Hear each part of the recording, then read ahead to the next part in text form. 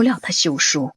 没的只是明德侯府，三太太可不是一个娘家人都没有了，有流放的，有充作官奴官妓的，还有三太太拼命保下的娘家侄女，那些都不算是人吗？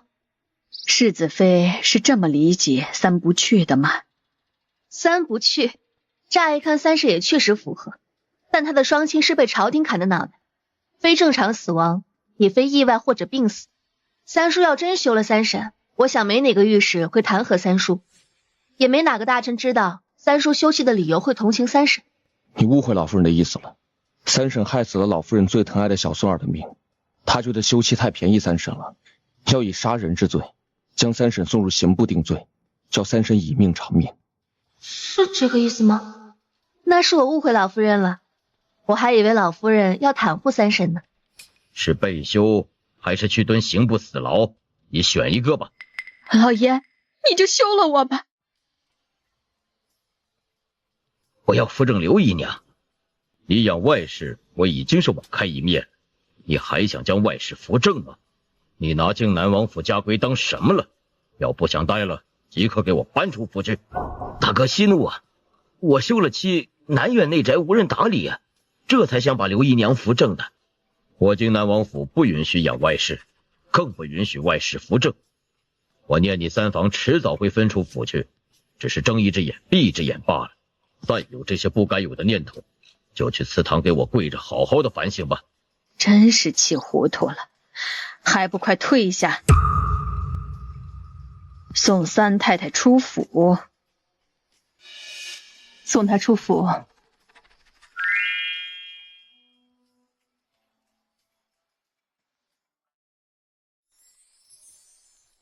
父王那么生气，不会真的只让三老爷休了三太太就算了吧？可能吗？父王是让他在死和生不如死之间做选择。20年啊，一个人能有多少个20年？更何况还是最好的那20年，谁能不恨？估计把三太太做成人质都有可能。苏唐猜测的不错，三太太回去的路上在马车里就被人劫走了，至于会被怎么折磨那就不知道了。不过王爷年轻的时候可是有着活阎王的称号，折磨人的手段估计是层出不穷的。很快也到了西安郡王和冯渊成亲的日子，这一日因为太热，西安郡王还太高兴，走错路多绕了2条街，导致冯渊被闷在花轿里中了暑，下轿的时候被汗臭味一熏，直接吐了个昏天黑地。你闻闻还臭不臭？地铺呢？什么地铺？我今晚打地铺睡。不用一起睡吗？你中暑好了？喝了药，已经好很多了。头还晕吗？不晕了。那我晚上睡床。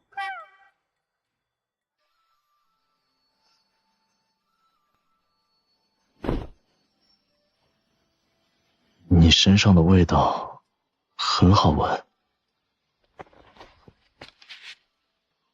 洞房花烛夜，一辈子就一回，能不错过还是别错过了，你说呢？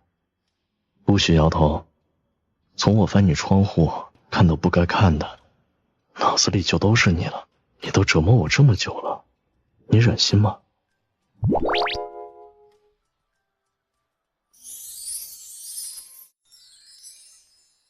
在安王府的时候，那帮贵妇人在讨论什么？他们在聊右相夫人来安王府喝喜酒，结果喜宴还没开始就把赵元正带走的事儿。猜是不是二少奶奶要生了？不对啊，少爷怀孕满打满算才8个多月，难不成是早产了？右相千金生了？生了。啊，那是男孩还是女孩？女孩。还探听到什么？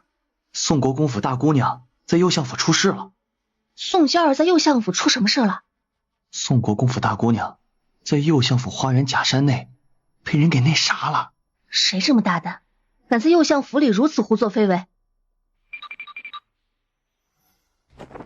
今天安王府办喜宴，宋国公府以及右相府都去喝喜酒，宋国公的女儿宋娇则去右相府找赵嫣，希望能把赵嫣诓出来带回宋国公府。宋国公怕自己孙儿有闪失，想让赵嫣在宋国公府里生产，说白了是不信任右相府。宋娇儿哄着赵嫣在花园散步，下台阶的时候不知道怎么回事，宋娇儿人往前一扑，就把赵嫣扑摔到地上，导致赵嫣早产。宋娇儿也吓得不轻，在赵嫣屋外团团转，右相府的人气宋娇儿推倒了赵嫣，觉得宋娇儿留下来碍事，就请宋娇儿离开。宋娇儿不肯走，但孩子不一定什么时候才能生下来，她不可能在右相府过夜，就带着丫鬟离开了。结果走到半道，丫鬟被人点晕，她则被人拖进了假山里。世子妃，右相千金疯了。怎么会疯？听说昨半夜二少奶奶从梦中醒来，半梦半醒间看到二少爷站在她床边，一副凶神恶煞的样子，恨不得要生吞了她，吓得二少奶奶尖叫不止。丫鬟婆子冲进屋，却什么都没看到，然后二少奶奶就疯了，直嚷嚷着说二少爷的魂魄来找她索命。小厨房的婆子说，才生产过的人身子虚，容易看到脏东西。二少爷活着的时候，我都没把他当回事儿，死了我还会怕他吗？说不准他根本就没死呢。本来还在想是谁祸害了宋娇儿，这嫌疑人自己不就送上门来了？你也觉得谢白眼还活着，会是父王帮的他吗？不可能是父王，父王绝不会允许他用这样残忍的手段报复。他流放一路，父王一直派人暗中守护，能从父王眼皮子底下夹死，必然有人暗中相助。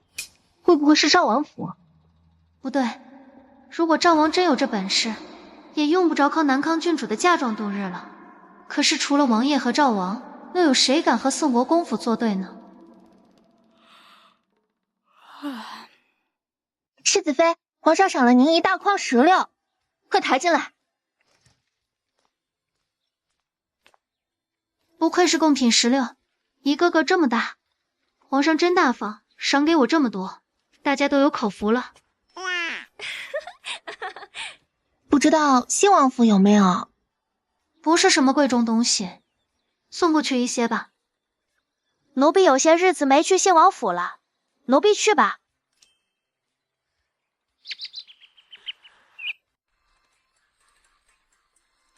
这么高兴，有什么好事发生吗？这是新老王妃赏世子妃您的玉镯。我只是让你送点石榴过去，怎么还给我赏赐了？肯定要给呀，不然老王妃就厚此薄彼了。云二姑奶奶也得皇上赏了一箩筐的石榴，她送了8颗回去。云三太太直夸她孝顺，还送了2颗给夫人，说贡品石榴，老爷夫人以前肯定没吃过。新老王妃觉得云二姑奶奶懂事了，就赏了她一支玉簪。结果刚赏赐完，奴婢就把石榴送去了。她有一箩筐才送8颗，还没世子妃送的大。老王妃赏了她，肯定得赏世子妃您啊。怎么送个石榴也能跟云家撞上，还把人家的脸撞掉一地？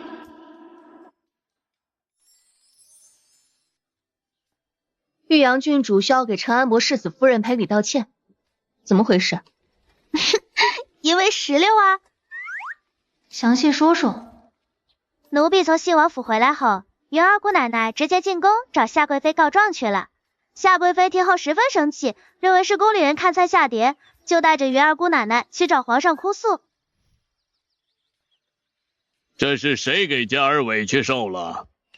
一共进贡了2箩筐的石榴，宫人竟然把1箩筐的给嘉儿，1箩筐大的送去了给靖南王世子妃。嘉儿孝顺，送些去信王府，结果靖南王世子妃也派人送了去。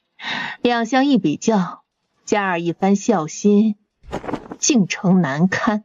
宫人看菜下碟，觉得皇上宠爱嘉儿，更宠靖南王世子妃，想方设法的讨靖南王世子妃的欢心。臣妾可舍不得嘉儿受半点委屈，今儿只是石榴，回头还不知道怎么委屈嘉儿。夏贵妃一通状告下来，皇上也很生气，要追究到底。只是夏贵妃没想到，这通火竟然烧到玉阳郡主的头上。奴才绝对没有存讨好之心呐。没有存讨好之心，怎么2筐石榴不一样大？说。是玉阳郡主吩咐奴才这样办的。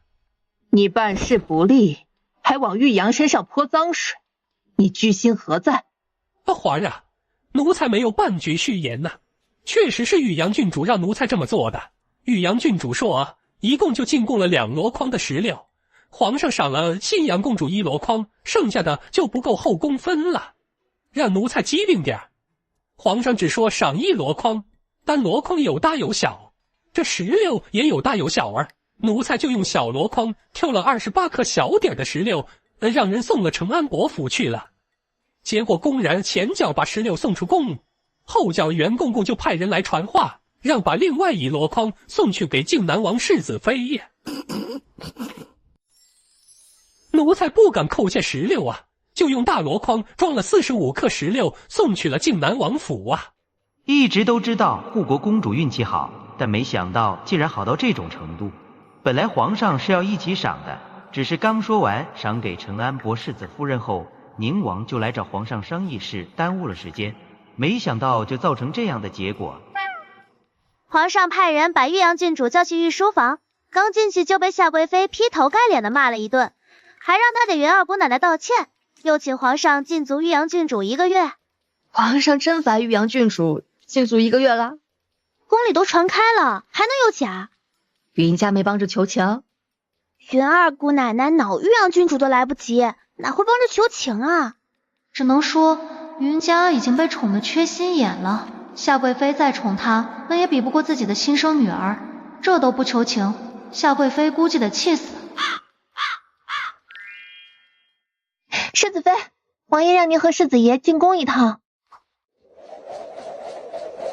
薛将皇上，你怎么还随身带着匕首我可以不进宫，但这把匕首得去。皇上传话，让父王带这把削铁如泥匕首进宫，但匕首在我手里，父王就把这个任务交给了你我。皇上把匕首赏给父王了，还要父王带匕首进宫做什么？一会儿进宫就知道了。齐大人，何时造出来削铁如泥的匕首了？昨儿夜里打造出来了，用各种兵器试过，无一例外都被那把匕首劈断。就是不知道和皇上赏赐给靖南王的那把笔如何？你们俩比划一下。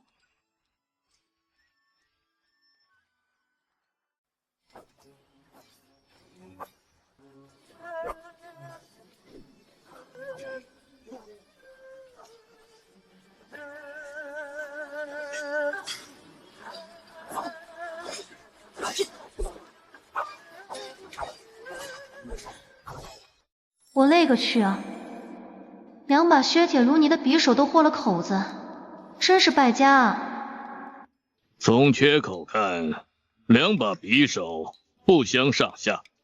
打造这样一把匕首要多久？日夜不停的捶打，也需10天。打造一把给靖南王。坏了也好，回头正好拿来试其他匕首的锋利程度。对了，还要劳烦齐大人帮忙打造14把削铁如泥的匕首。要这么多削铁如泥的匕首做什么？我相公有11个好兄弟不好送了这个纳了那个，再加上我爹和祖父就差不多了。要是不够，回头我再找齐大人要。这削铁如泥的匕首怎么好像突然从价值连城变成人手1颗的大白菜呢？依他。谢皇上。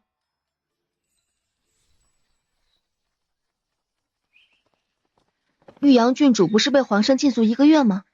皇上确实罚玉阳郡主禁足1个月，不过今儿承安伯世子夫人进宫帮玉阳郡主说情，说她一个人逛御花园没意思，让玉阳郡主陪她赏花，皇上就又解了玉阳郡主的禁足。肯定是谢王府帮忙支的招，不过看玉阳郡主那模样，不仅不领情，反而有点厌恶。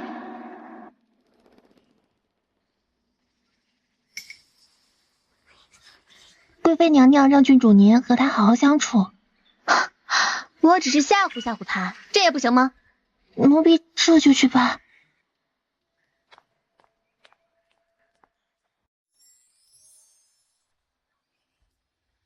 耶，龙宇怎么不吃东西了？龙宇怎么了？世子妃别担心，龙鱼没事儿，小别胜新婚呐。这2条龙鱼啊，这么多年都没产小龙鱼了，这回啊分开了几天呐，回来之后就如胶似漆，很快就会有小龙鱼了。皇儿高兴啊，还说回头啊，等小龙鱼养大点儿，让世子妃挑2条回去养呢。救命啊！云家不是在和玉阳郡主在赏花吗？怎么突然就叫救命了？要没听见就算了，变得这么一清二楚也不去瞧一瞧。皇上和谢王府呢都不好交代啊！快把陈安博世子夫人拉起来！我去，玉阳郡主被云家拽水里去了。我要是去拉她，会不会也把我拽水里？我干脆装微脚好了。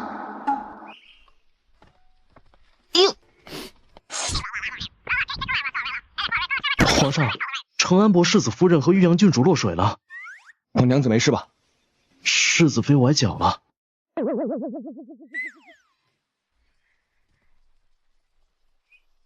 不是崴脚了吗？缓了会儿，已经好了。他根本就没崴脚，只是不想救我们，装出来的。好端端的，你们俩怎么会落水？儿臣陪陈安博世子夫人逛花园，在假山旁铺蝴蝶玩，谁知道突然从旁边的树上掉下来截绳子，儿臣仓皇之下没看清楚，以为是蛇叫了出声。陈安博世子夫人受惊之下摔进了莲花池，儿臣不是有意的。什么不是有意的？分明就是故意吓唬我。你又是怎么落水的？玉阳拉我起来，结果我脚下一滑，不小心把他也拽进了莲花池。也不知道半截麻绳是怎么上的树，还指望他俩能齐心协力一致对外，结果倒好，两人先内讧掐起来了，还让苏唐看了笑话，真是2个蠢货。身为公主狼狈成这样，成何体统？臣妾这就带他们回去梳洗。你们一个是我生的，一个是我从小疼到大的，都是我的心头肉，为一点小事互相算计，让人看笑话，把我的脸都丢尽了，以后再发生这样的事，我绝不轻。胎记呢？我后背上没有胎记啊。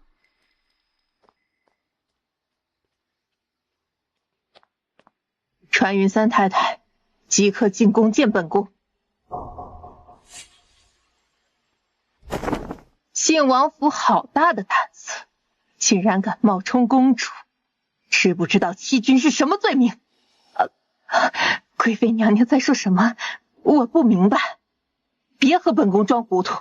皇上的长公主，沈皇后的女儿是本宫亲自报到你信王府的，你不会以为本宫不知道她后背生有一块胎记吧？今日若不是加尔落水，本宫看到她的后背，还不知道会被你们信王府瞒骗到几时。许是贵妃娘娘记错了，云家生下来后背上就不曾有过胎记。哈哈，云三太太莫不是觉得皇上敬重信老王爷，哪怕犯下欺君之罪，皇上也不会追究是吗？本宫告诉你，就算皇上不追究，还有太后和文武百官，不能逼着皇上严惩整个信王府。但云家那颗脑袋是别想保住。还是不肯说是吗？本宫这就去禀告皇上。嘉儿的确不是公主，嘉儿是我的女儿，是我怀胎10月才生下来的女儿。当年送小公主去信王府的时候，三太太就临盆在即，只是生下来的是个死胎，本宫当时还同情了许久。贵妃娘娘应该比谁都清楚，公主当年早产，多有孱弱，她进信王府就一直在看太医，赵院正几乎就住在我信王府医治小公主。嘉儿生下来后，我就没再见过她。老王妃说她留在府里养不活，将她送离京都了，怕你追问小公主的下落，忧心小公主的病情，让我暂时瞒着你。这一瞒，就瞒到了现在。明朝最好的大夫都在太医院，若是太医院的太医都治不了小公主，明朝还有谁能医治？我问过老王妃许多回，也曾旁敲侧击过，但老王妃始终不肯告诉我。我想到小公主的虚弱，只怕当年就已经夭折了，救不活小公主。我不怪信王府，但信王府欺瞒我至今，将本宫玩弄于股掌之中，本宫绝不饶恕。不饶恕就不饶恕吧，你还能把信王府怎么样？老王爷、老王妃一直不赞同贵妃娘娘告诉皇上沈皇后的女儿还活着，是夏贵妃您为了洗刷冤屈抖出了这件事。老王爷为了阻拦皇上封嘉儿为公主，不得不撒谎说嘉儿18岁之前不宜认祖归宗。我信王府没那么在乎一个公主的位分，更不屑于去算计。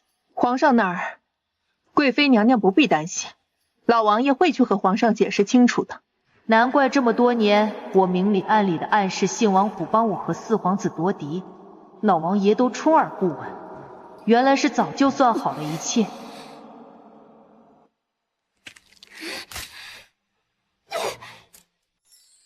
皇上一直希望他和沈皇后的孩子能生下来，为此不惜抢了靖南王世子妃，记名在沈皇后膝下。这些日子皇上有多宠爱云家，你比谁都清楚。现在去告诉皇上，他和沈皇后的女儿早在16年前就夭折了，你让皇上如何承受得了？那贵妃娘娘的意思是继续瞒着皇上，只是包不住火的，这是皇上总有知道的一天。知道纸包不住火，一直瞒着本宫做什么？哼，别以为本宫不知道你心底打的什么算盘。这么多年，本宫赏了嘉儿多少好东西，又哄着皇上赏了嘉儿多少，真当本宫好糊弄呢？嘉儿如今只是承安博世子夫人，没了本宫对她的疼爱，没了沈皇后女儿这个身份，她还能有今日的风光？信老王爷、信老王妃没告诉本宫小公主夭折了，本宫就当她还活着。信王府一日没找回公主，云家就给我继续做这个公主。你为何一定要沈皇后的女儿活着，甚至不惜要嘉儿冒充？本宫做事还需向你解释吗？你要想尝尝本宫的手段，就把本宫的话当耳旁风试试。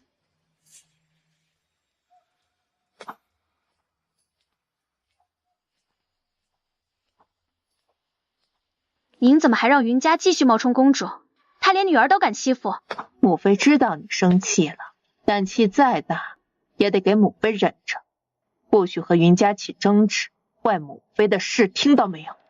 反正母妃不是真的疼爱云家，她也不是真的公主，我犯不着跟一颗棋子置气。娘，夏贵妃为什么看到我后背上没有胎记会那么生气，就好像变了一个人一样？我不是沈皇后的女儿，是不是？你是娘生的。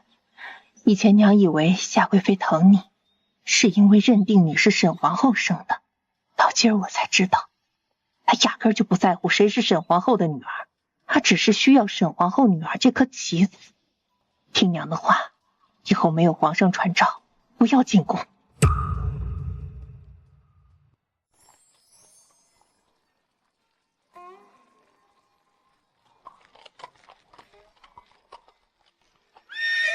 怎么了？我们找大嫂。找我什么事？大嫂，我想要一把削铁如泥的匕首。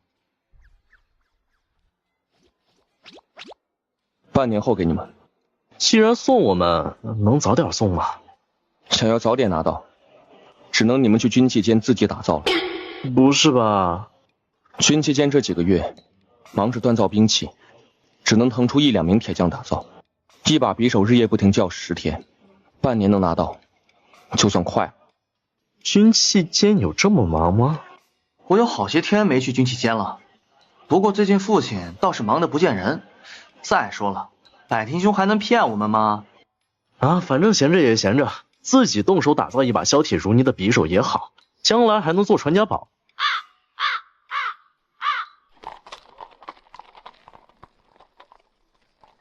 匡他们做什么？他们要削铁如泥的匕首，得亲自去打造。你以为我就能幸免吗？你也要去？皇上宠你，可不宠为夫啊。之前在御书房，齐大老爷问我是等14把兵器都打好了一起送过去，还是打好一把就送一把。我当然选择一起送，不然我怕西安郡王他们会因为争抢打起来。齐大老爷说得半年才行，我就说了一句半年太久，皇上就瞥了我一眼，说嫌久就自己去军器间打造，我还能说什么？皇上火气怎么这么大呀？娘子有兵器锻造之法，不找岳父，不找信老王爷，更没有找皇上，而是直接找齐萧帮忙，打造了削铁如泥的匕首送给我，可见把我放在了第一位。皇上拿娘子当妻女儿疼，自古岳父看女婿，越看越不顺眼。我撞到了皇上的枪口上，连带着我那些兄弟，自然也被皇上挂在红缨枪上。得亏你不是皇上的亲女儿，不然为夫的日子就惨了。军期县怎么突然这么忙了？父王安插在东庸的探子发现东庸近几个月一直在招兵买马，囤积粮草，恐怕边关会起战事，让兵器间抓紧打造新的兵器，以备不时之需。这么久了，铁骑兵应该到新州了吧？已经到了，但并未发现宁王在封地新州饲养兵马。居然没有？父王不止派人去查了新州，连晋民长公主的封地都查了，确实没有。坐拥铁矿还私自开采，却没有养马场，难道宁王开采铁矿只是为卖钱吗？宁王给人的感觉就像一条阴冷的毒蛇，我可不信他没有反心。你知不知道宁王的眼睛是怎么瞎的？你也不知道？为夫哪能什么都知道？这事不止你好奇，我也好奇。这事透着不寻常。宁王被人射瞎一只眼睛，朝廷却没有追查下手之人，而且宁王受伤当日，皇上也遇刺重伤。虽然大家都说皇上能坐上龙椅是靠逆天的运气，但能在后宫的倾轧中活下来，又稳稳的当了10几年的皇帝没有被拉下来，绝对不可能只靠运气这么简单。世子妃，四姑娘定亲了。许给谁家了？殿前前指挥使的嫡次子钱三少爷。这桩亲事，四老爷四太太应下之前，还特意问了王爷，王爷点头的。王爷还让王妃给四姑娘准备的陪嫁钱，多从宫中拿3000两呢。把我那只镶红宝石的金簪送去给四姑娘，就说我恭贺她定亲之喜。今儿日子好，不止咱们府上四姑娘定亲了，还有赵院正府上大姑娘，她和刘家大少爷也定亲了，还是宁阳侯夫人帮着去赵院政府提的亲。刘大少爷和赵大姑娘的亲事早该成了，结果被木指吓得从楼梯上滚下来，耽误了。宁阳侯夫人帮刘家提亲，显然也是在帮木指善后。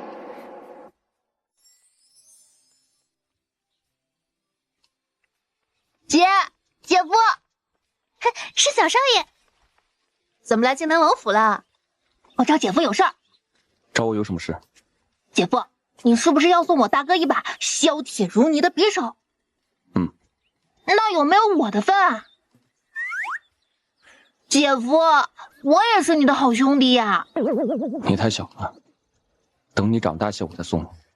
不让我玩匕首的时候就说我还小，打我板子的时候怎么不觉得我小了？姐夫，你最好了，你就送我和六皇子一人一把吧，我会当牛做马报答你的。你该去求你姐姐。姐夫，你会打我吗？不会。但我姐会打我的。苏小少爷小年纪就会挑软柿子捏了。下来。姐夫，你就答应我吧。你姐发话了，我就给你。可我们求的是姐夫你啊，你做主就成了。姐夫，你要实在怕我和六皇子受伤，就送我们一人一把不开封的小匕首，行不行？以后再送不行吗？当然不行了，承诺不当时兑现，极可能就是句空话，骗人的。这是姐你以前说的。这是什么孩子？鬼精鬼精的。相公，要不就送他们一把不开封的小匕首吧。是不开封的小铁如你的小匕首。下来吧。姐夫，我们就先走了，你早点帮我们把匕首打造好啊。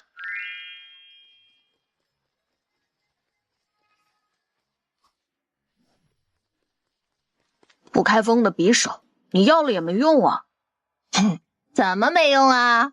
我们自己开封不就行了？你会吗？要是不会，我就不要了。我看李叔磨刀都看好多回了。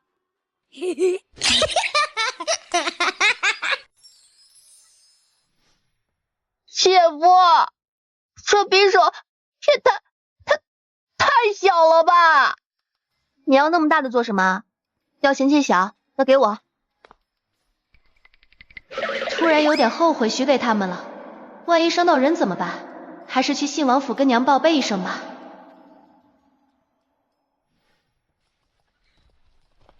世子妃，老王妃让小的给您传话，让您赶紧进宫劝皇上消气。皇上怎么了？您的父亲苏大人和皇上拍了桌子，皇上要打他板子。邢贤妃不一定劝得住皇上，让您赶紧去。老王爷不知道去哪儿了，找不到人。老爹是真敢啊！虽然岳父私下里敢揍皇上，但公然叫板就是以下犯上。岳父大人不是忍不住的性子。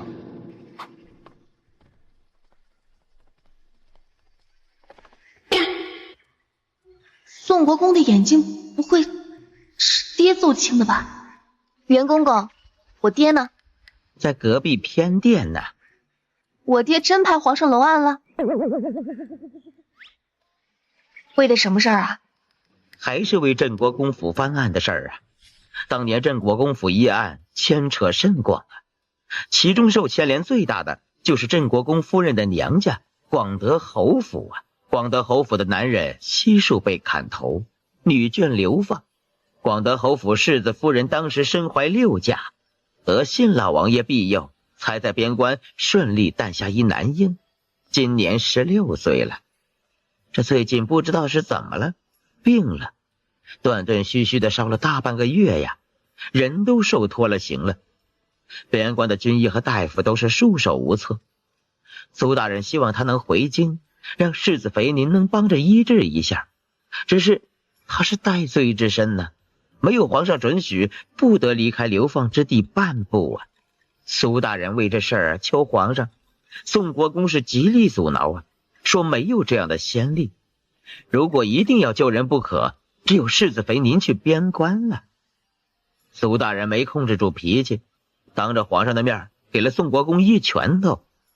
皇上觉得苏大人太放肆了，就呵斥了苏大人一句，然后苏大人就劈头盖脸的把皇上骂了一通啊。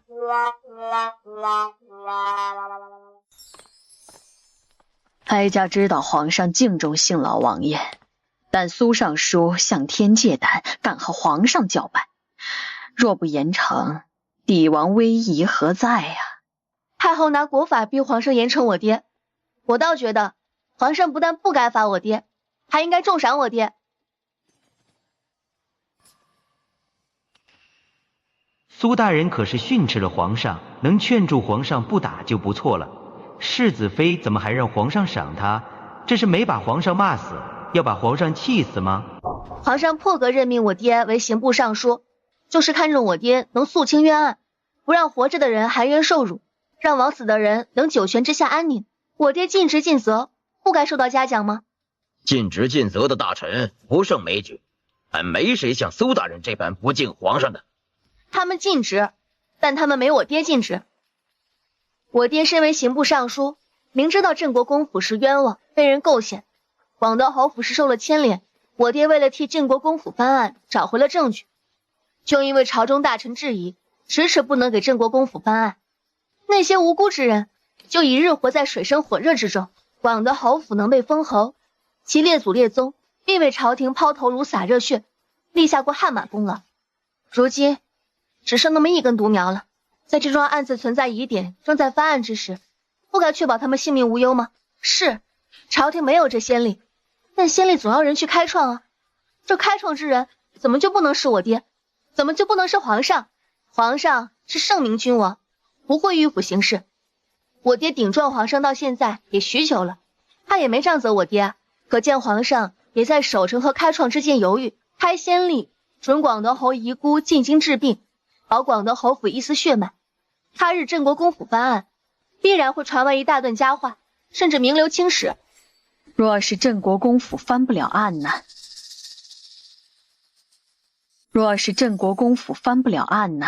皇上愿意给曾经为朝廷立过血汗功劳的臣子一个机会。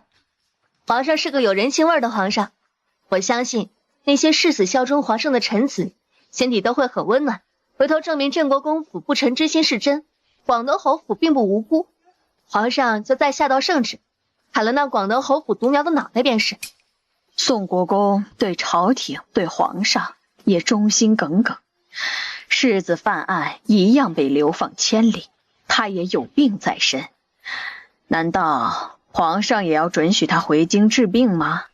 在太后眼里，宋国公世子的流放和广德侯府独苗的流放是一样的吗？君要臣死，臣不能不死。雷霆雨露皆是君恩，他广德侯府独苗扛不到镇国公府翻案就病逝，那是他和广德侯府的命，这先例哀家不允许开。世子妃，信安郡王来了，说是受人之托送封信给您。谁给我的信啊？不知道。笑成这样还说不知道。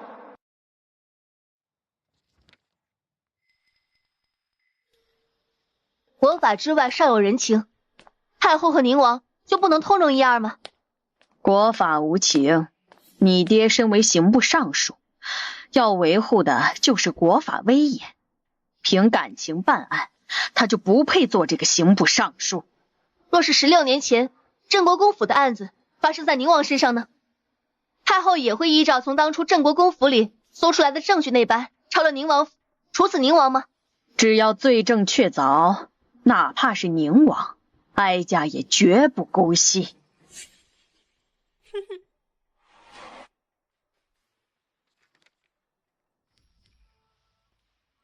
宁王，你好大的胆子！臣不知哪里惹怒了皇上。皇上这会儿要处置的是苏洪山，皇上莫要被靖南王世子妃带偏了。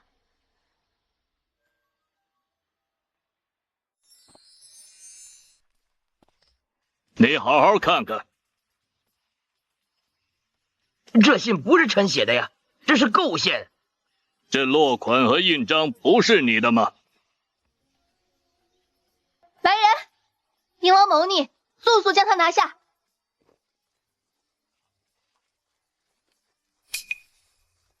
宋国公是同党，将他扣下。皇上仅凭2封信就认定宁王和宋国公要谋反吗？当年镇国公府不就是因为搜查时从镇国公的书房暗格里搜出几封密信，被判定通敌叛国，被抄家灭族的吗？当年凭这2封有镇国公落款和亲笔的密信就能定镇国公府的罪，如今怎么不能判宁王和宋国公通敌叛国了？这信分明是栽赃。什么栽赃？这通敌信上可是有宁王的落款和印章，皇上认得，百官也认得，太后不会想说落款和印章也能被人拿到吧？当初我爹和祖父也是这么怀疑镇国公府一案的密信上的落款和印章是这么来的。宁王不是一口咬定，绝无这种可能吗？宁王这话可是当着皇上和百官的面说的，我想宁王不会这么快就忘记了吧？你就为了报复宁王说的话，就偷拿了宁王的落款和私印，你好大的胆子！皇上，太后说宁王没有谋反之心，对您忠心耿耿。当年的镇国公不也一样吗？镇国公的女儿贵为皇后，还身怀6甲，我实在是想不通，他有什么理由要谋反，要抢自己外孙的皇位？既然当年凭这2封密信认定镇国公通敌叛国，今日就绝不能饶了宁王，请皇上立即下旨查抄宁王府宋国公，将2人斩首示众，以正国法。皇上，证据确凿，太后还有什么可替宁王辩解的？将他们押入刑部死牢，没有朕允许，不许任何人探监。送太后回宫。皇上，你明知道这是一场闹剧，还陪两小辈胡闹。宁王和宋国公阻拦替郑国公府翻案，夏贵妃怎么还帮他们求情？再急着替郑国公府翻案，也得顾全大局，贸然以谋逆之罪将宁王和宋国公入狱，文武百官不知情，还不知道会出什么乱子。16年前，皇上初登帝位不久，处置了个手握重兵的郑国公都没出乱子。如今皇上地位稳固，四海升平，能出什么乱子？靖南王世子妃，你不要唯恐天下不乱。不是我唯恐天下不乱，是您夏贵妃觉得天下太容易乱了。太后不是说了吗？君要臣死，臣不能不死。雷霆雨露皆是君恩。既然宁王和宋国公对皇上忠心耿耿，手下之人必安分守己，又怎么生出乱子来？夏贵妃莫不是觉得皇上冤杀宁王，不引起那些效忠宁王之人起兵造反吧？那这问题就真大了。他们这是拿宁王当主子，拿皇上当敌人啊！皇上，你就由着他如此胡闹吗？内子在替郑国公府叫冤，到夏贵妃口中竟成了胡闹。当年郑国公府如何被定罪的，内子都知道，夏贵妃不清楚吗？臣妾只是觉得用伪造的证据来抓宁王和宋国公，用这样的法子来替郑国公府翻案，不可取。舅舅在九泉之下得知，也不会高兴的。宁王和宋国公通敌叛国的信件就说是伪造的，怎么当年从郑国公府搜出来的信件不说是伪造的？够了，退下。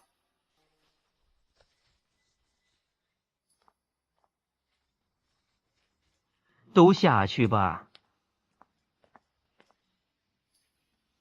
堂儿，这2封密信是怎么回事？西安郡王特地送进宫交给我的。密信从何处得来的？是苏季交给我的，没有皇上传召，他进不了宫，就让我送进宫。宣苏季进宫。他在天下第1楼吃烤鸭，去那儿找他。亲爹都要被皇上打板子了，苏大少爷竟然还有心情吃烤鸭，这心可真不是一般的大啊！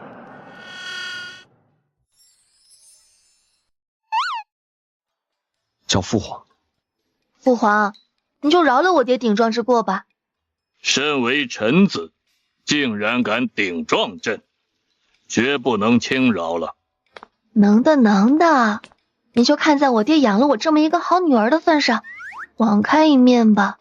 见过求情的，没见过求情还带自夸的。要不是看在你和老王爷的面子上，朕已经杖毙他了。皇上虽然没杖责岳父大人，但身为帝王，被臣子顶撞，颜面大失，必须得有个漂亮的台阶才能下来。这就要看娘子怎么递这个台阶了。我不擅长撒娇，你快给爹个台阶啊！岳父大人身为刑部尚书，比谁都清楚顶撞皇上是什么罪名。他明知故犯，即便情有可原，也该做出惩罚，以儆效尤。那你倒是说说，朕该怎么惩罚你的岳父？事情的起因是岳父大人和宋国公政见不合，不如把他们关在一个牢房，让他们同僚之间好好沟通一下，化干戈为玉帛，以后朝廷会平静许多，皇上也能省心不少。这主意不错，就这么办。你到底是哪边的？为父这样安排，皇上、岳父还有宋国公和宁王都高兴，不好吗？你确定我爹不会吃亏？你记得劝岳父大人，别把人打死了。皇上，岳父大人有过您罚了，但有些话，岳父大人也没说错。宋国公和宁王蓄意阻挠郑国公府翻案，说是因此导致广德侯府遗孤病死，确实太寒忠臣良将的心了。朕准了。谢父皇上。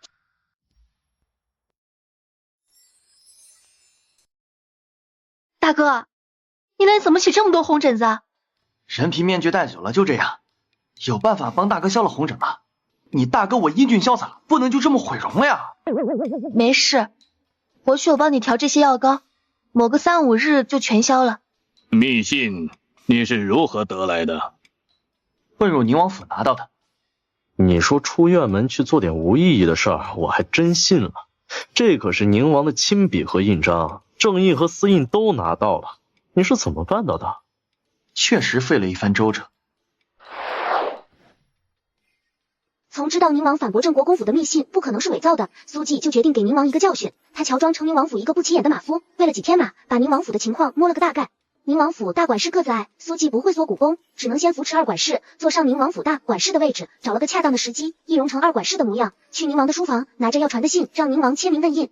拿到签名后，苏季故意不小心和端茶进屋的丫鬟撞上，把信泼湿，正好宁王又着急出府，苏季就让宁王先签大名和盖印，他把信补齐发出去。二管事深得宁王的信任，就没多心，苏季就这样拿到了宁王的落款和私印，出了宁王府后再补的通敌内容。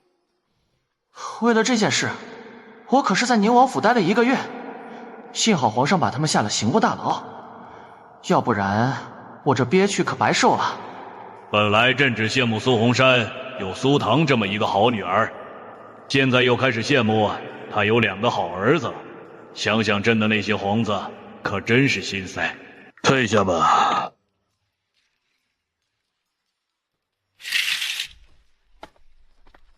我一直在想你去忙什么了，都没能喝上我的喜酒。还你的钱，记得请我喝喜酒啊。你老实交代，你在宁王府挣了多少钱？宁王府下人巴结讨好我，孝敬了我300多两，不收他们，怕我给他们穿小鞋。宁王后院那些侧妃姨娘送了我小2000两，我不收他们还不高兴。我是去办事的，搞得好像我是去挣钱似的。苏兄，你就别埋怨了，你挣的这些钱就跟往脸上贴了金子似的。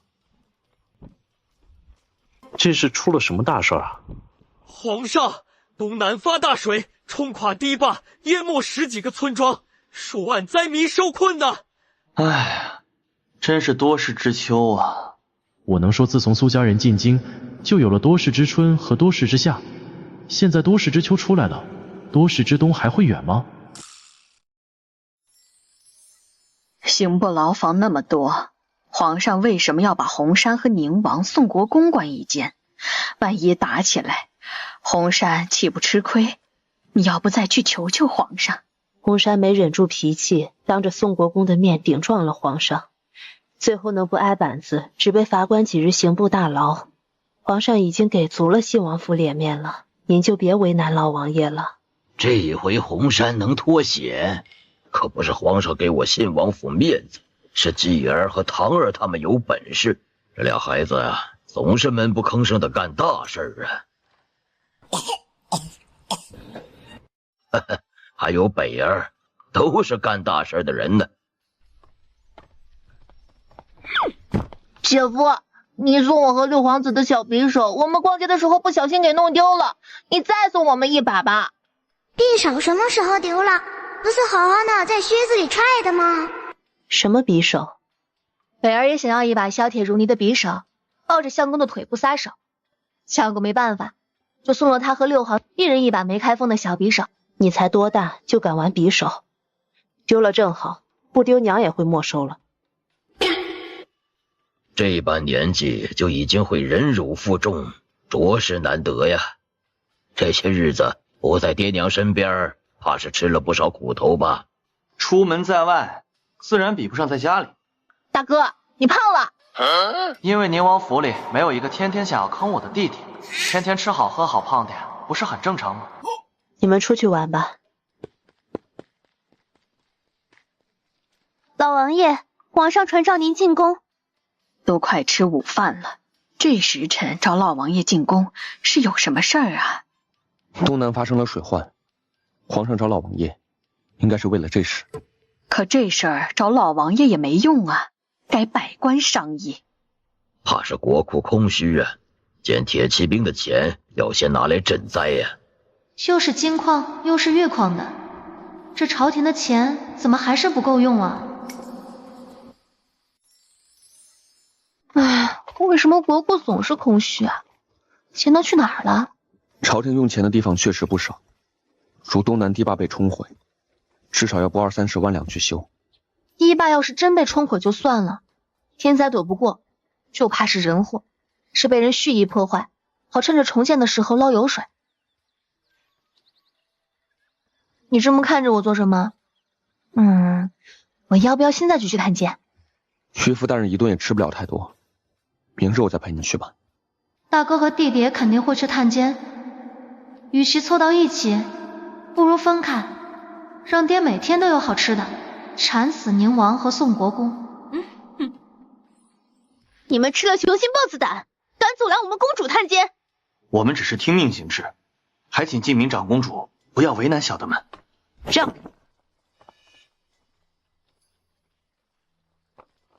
你们好大的狗胆，在本公主这里也敢看菜下碟！皇上不许任何人探监宁王和宋国公。晋明长公主要把皇上的话当耳旁风吗？我把不把皇上的话当耳旁风，还轮不到你来管。等我见过宁王，自会向皇上请罪。长公主要先斩后奏，我确实管不着。同样身为公主，维护皇家的脸面也是本公主的分内之事。长公主身份尊贵，不把皇上的话当回事，皇上最多也就把你贬为庶女。可狱卒守不住帝王威严，是会掉脑袋的。这门他们绝不敢让半步。长公主一定要硬闯，万一叫狱卒误会是要劫囚，以劫囚之罪论处，把你伤了。尽职尽责的狱卒会加官进爵，而等长公主你的，会是皇上的严惩。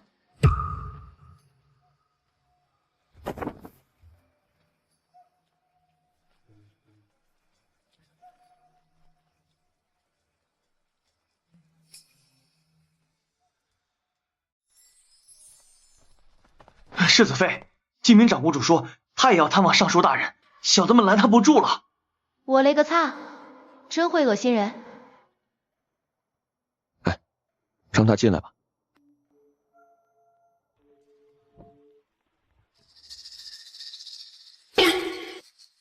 爹，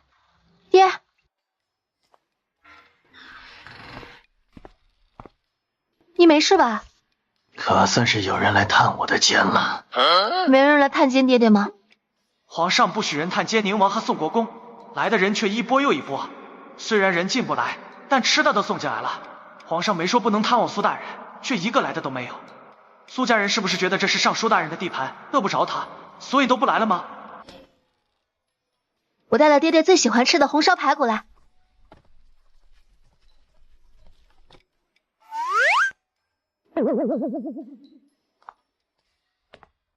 你好大的胆子，敢伤宁王和宋国公！你是怎么进来的？皇兄，你伤了重不重？我一定禀告给母后知道，让他们吃不完兜着走。刑部大牢阴暗潮湿，不宜久留，你回去吧。他走不了了。谁给你的胆子关的人呢？晋明长公主就这样被关进了大牢。皇上，太后晕倒了。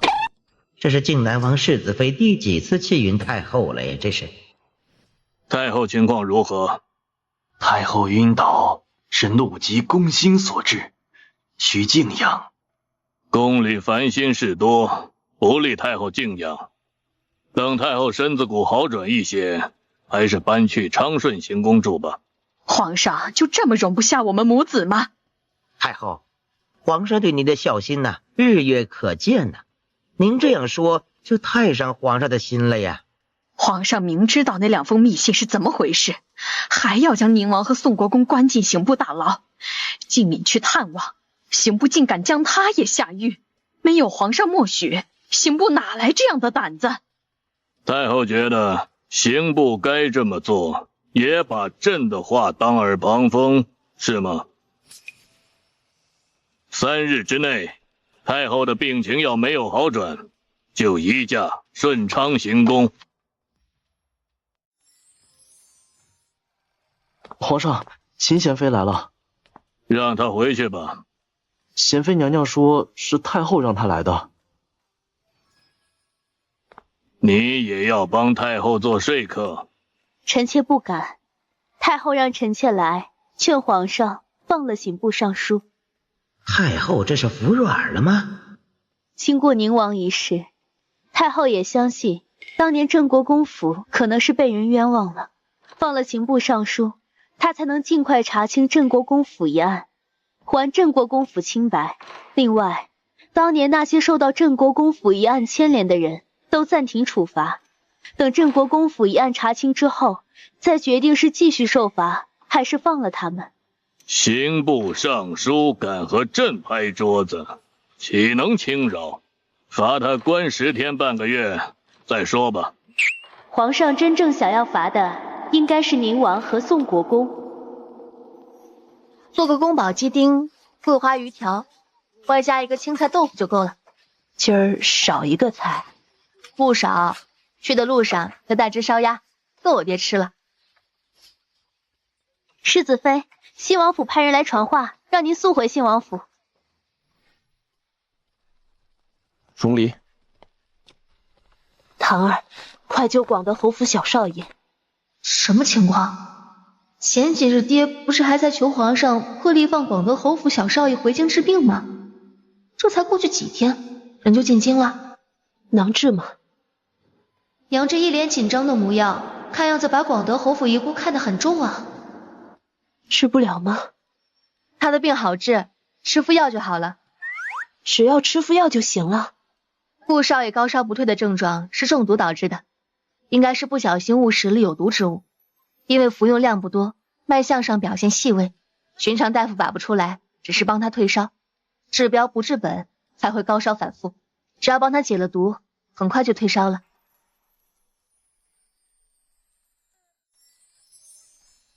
还是娘来吧。我娘这么关心广德侯府遗孤，你不觉得奇怪吗？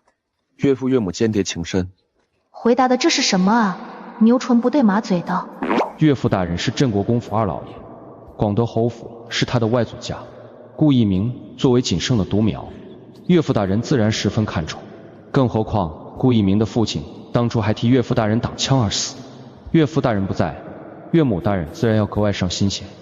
半个时辰差不多就退烧了。陪老王爷老王妃吃完午饭就差不多了。唉，可惜红山不在。出门之前你安排人给我爹送饭了吗？出门的急，没顾上。虽然让小厨房准备了，可是没得吩咐，不晓得他们会不会去送啊。你爹是刑部尚书，饿着谁也饿不着他。所以这就是爹昨2天蹲大牢没人送饭的原因吗？午饭就让你爹将就着吃吧，晚饭娘再去送。我怀疑娘压根就没去给爹送饭，说好的间谍情深呢。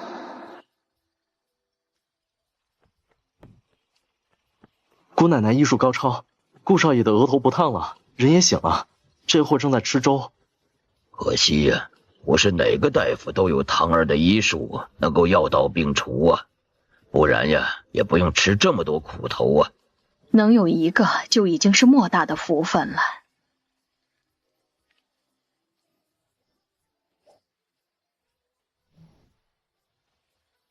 不用怕，他们都很关心你。已经没事了，不过在饮食上需注意，他身子虚弱，切忌大补，要循序渐进，最近几日吃得清淡些。先前世子爷世子妃走得急，小厨房来不及问还要不要给老爷送饭菜，奴婢就让小厨房接着准备了，让赵管事去给老爷送的饭，也照世子妃的安排买了烤鸭。还好让赵管事送了，不然我爹这顿午饭还不知道什么时候才能吃上。下午没事，我去军器间了。嗯。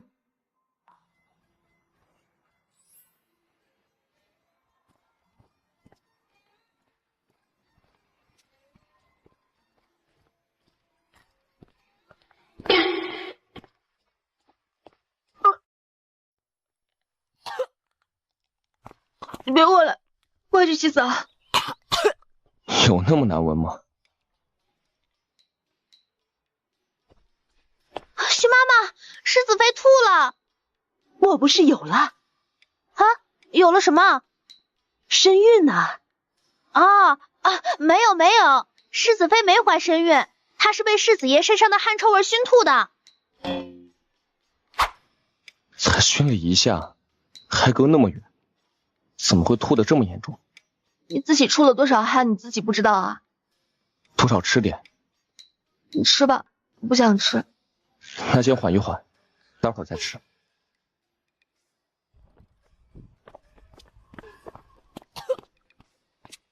别强撑，你给自己开张方子，吃副药。怎么感觉有点不太对劲呢？怎么了？你要当爹了。